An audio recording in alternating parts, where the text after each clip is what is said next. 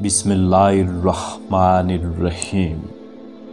اللہ کے بابرکت نام سے شروع جو دلوں کے بید خوب جانتا ہے۔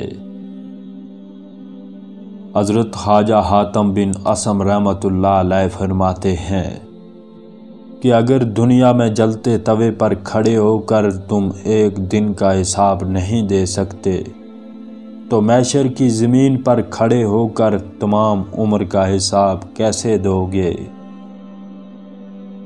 نماز کے لیے پہلے ظاہری وضو کرو اور پھر باطنی یعنی توبہ کر کے مسجد میں داخل ہو جاؤ۔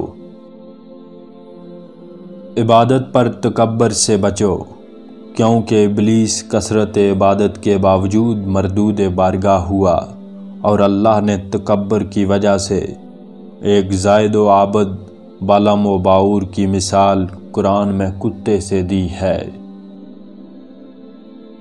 قلب کی 5 قسمیں ہیں۔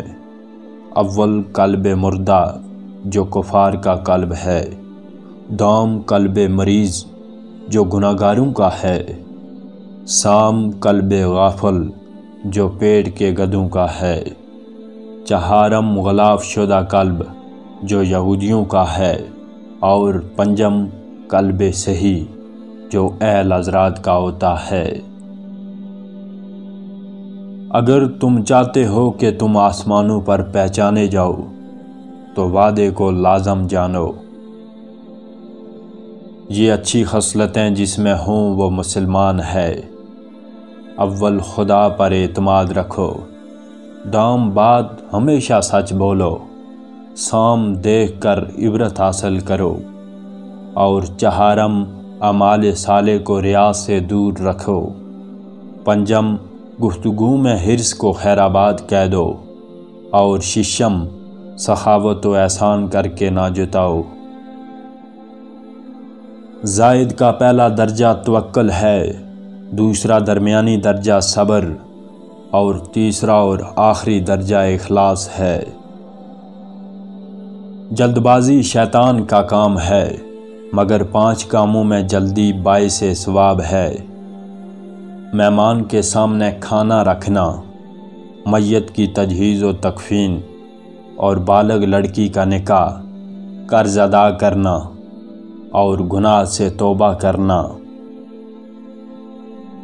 یاد رکھو ہر گناہ دل پر ایک سیاہ داغ چھوڑ جاتا ہے، اس لیے گناہوں سے بچو۔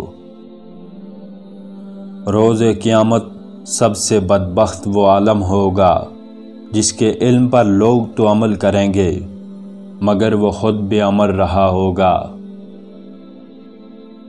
نیک بیوی دین کا ستون، اطاعت الہی میں مددگار اور گھر کی روشنی ہوتی ہے، جبکہ بری عورت مرد کے لیے دین و دنیا کا وبال اور خدا سے غافل کرنے والی ہوتی ہے۔ 3 حالتوں میں خبردار رہو۔ اول جب کام کرو تو یاد رکھو کہ خدا دیکھتا ہے، دوم جب بات کرو تو یاد رکھو کہ خدا سنتا ہے، اور سام جب خاموش رہو تو یاد رکھو کہ خدا جانتا ہے کہ تم چپ خاموش کیوں ہو۔ 3 موقعوں پر نفس بندے کو ضرور ذلیل کرتا ہے۔ اول جب کوئی عمل صالح ریا و نمود کا شکار ہو جائے، حفاظت امانت کے وقت بخل کرنا، دوسرے سے مانگنے اور لینے سے ذلت و خواری۔ حریص اور لالچی لوگوں کو اس وقت تک موت بھی نہیں آتی جب تک وہ مفلس اور محتاج نہ ہو جائیں۔